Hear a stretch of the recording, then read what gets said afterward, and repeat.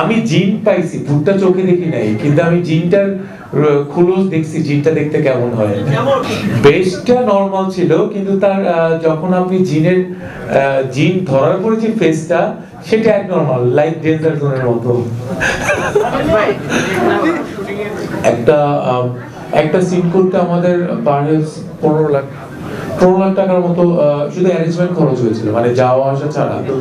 আমার কাছে মনে হচ্ছে ওই জায়গাটাতে আমি দাঁড়ালে যেটা মনে হবে সেই ফিলটা আসলে ডামিতে সুন্দর লাগবে না। সো আমি যখন দেই, সুন্দর চলছিল, হঠাৎ করেই একটা টান লেগে লিফট দুটো ছিঁড়ে পড়ে গেছিলাম, মানে লাইক 2 তলা থেকে।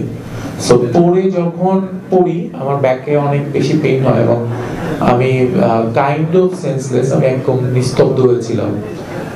যখন এই ছবিটি তৈরি হয়েছিল ওই সময় বাংলাদেশে কোনো হরর মুভির নাম নিশানাও ছিল না। এই ছবিটি শুটিং এর পর, টিজার দেখার পর বাংলাদেশে অনেকগুলো হরর মুভির শুটিং শুরু হয়েছে এবং রিলিজও হয়েছে। কারণ আমি বিশ্বাস করি অনেক ছবি কমেডি হয়ে গেছে, কারণ আমাদেরটা কোনো কমেডি হবে না, আমাদেরটা রিয়েলি একটি ভালো ছবি হবে এবং এটা দেখে মানুষ বের হওয়ার সময় ভালো কিছু বলেই বের হবে, মানে এটা আমার বিশ্বাস। সো আপনারাও নিরাশ হবেন না, আপনারা যারা আছেন তারা যেদিন আমাদের ছবিটি রিলিজ হবে, প্লিজ আপনারা দেখে আমাদেরকে অপিনিয়ন দেবেন। এবং আমার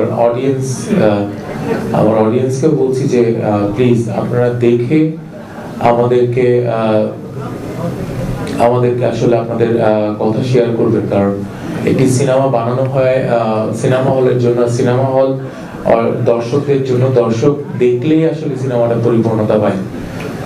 সবাই ভালো থাকবেন। আমি ছবিটি নিয়ে আশাবাদী, ছবিটি ভালো যাবে।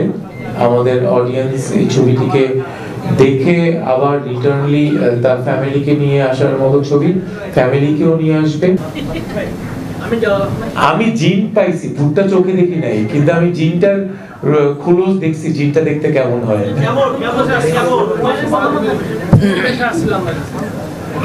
বেশটা নরমাল ছিল, কিন্তু তার যখন আপনি জিন ধরার পরে যে ফেসটা, সেটা এক নরমাল, লাইক ডেঞ্জার জোনের মতো। ওই সিনটা ছিল হচ্ছে আমাদের এন্ড ক্লাইম্যাক্সে, আমাদের এই সিনটা শুট করেছিলাম আমরা ন্যাশনাল পার্কের দিকে। সো ওই দিনটাতে আমাদের হিউজ অ্যারেঞ্জমেন্ট ছিল, লাইক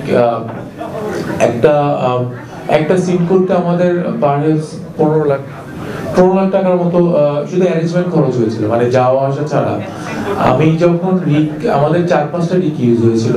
সো যখন ট্রেনে উঠিয়েছিল, অনেক যেহেতু হরর মুভি, সো আমাদেরকে অনেক টার্নওভার করতে হয়েছে অনেক জায়গাতে।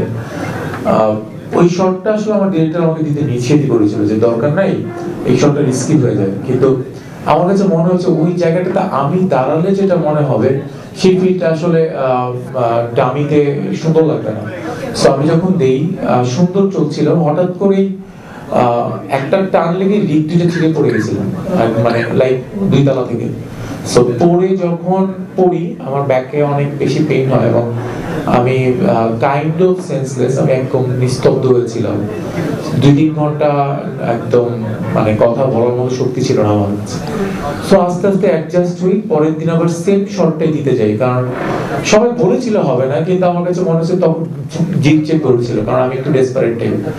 সো ওই শটটাই এত সুন্দর হয়েছে যে যখন অডিয়েন্স দেখবে তখন তাদেরও মন ভরে যাবে যে বাংলাদেশে এরকম একটা শট হয়েছে। প্রথম কোশ্চেন হচ্ছে আগের সিনেমা। যদি আপনি আগের সিনেমা বলতে যান, একটু আগে আমার আর্টিস্ট সীমান্ত বললো যে আগের সিনেমা মনে হবে না, মনেই হবে যে এটা 24-25 সিনেমা।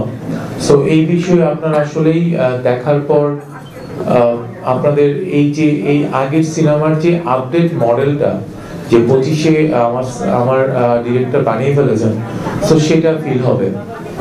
আর এই সময়টা আসলে অতটা ভালো না, এটা আমিও জানি। আমাদের পলিটিক্যাল প্রবলেম চলছে, আমাদের দেশে অনেক ধরনের প্রবলেম শেষ হলো, আবার শুরু হচ্ছে, আবার চলছে। সেই ক্ষেত্রে আমি আমার ডিরেক্টরকে আমার প্রডিউসারকে বলেছিলাম, এটা অস্বীকার করবো না যে সময়টাকে আসলে যাচ্ছে কিনা প্রপার ওয়েতে। একটা কথা কি যে ডিরেক্টর 5 বছর ধরে এই সিনেমাটা নিয়ে লালন করছে, সে ঘরের মধ্যে নিয়ে বসে আছে। একটা ডিরেক্টর তখনই পূর্ণতা পায় যখন তার সিনেমাটা হলে আসে আর অডিয়েন্সের মাধ্যমে সিনেমাটা সফল হয়।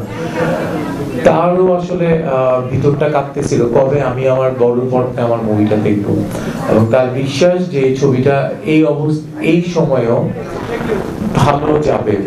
সো আমি তাকে বোঝানোর পর সে যখন বললো ভাই পারবো আসেন, আমার কাছে মনে হলো ঠিক আছে চলেন যে অডিয়েন্স যদি দেখে ভালো বলে এটাই তো আমাদের পূর্ণতা। আমি আসলে ঘোষণার হিরো না, আমি আসলে সিনেমা রিলিজ করার হিরো। সিনেমার যেই সিনেমাটাই আমি ঘোষণা দিব সেই সিনেমাটা শেষ হবে এবং ছবিটি রিলিজ হবে। সো ঘোষণার হিরো যদি হতাম তাহলে এই 12 মাসে আমি 15টা সিনেমার ঘোষণা দিতে পারতাম, আর 15টা সিনেমা আমি 30 লাখ টাকা সাইনিং পেতে পারতাম।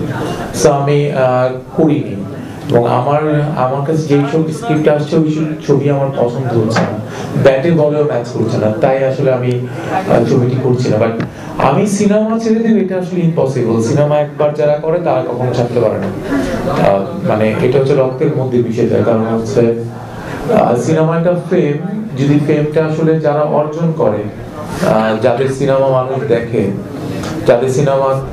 দেখে, যাদেরকে মানুষ ভালোবাসে, তারা আসলে সিনেমা মানে ওই কাজটা ছাড়তে পারে না। সো আমিও ছাড়তে পারবো না। আমি আমার বেসটা ঠিক রাখার চেষ্টা করছি। আমি একটা ভালো কাজ দিয়ে নতুন বছরে পদার্পণ করতে চাই।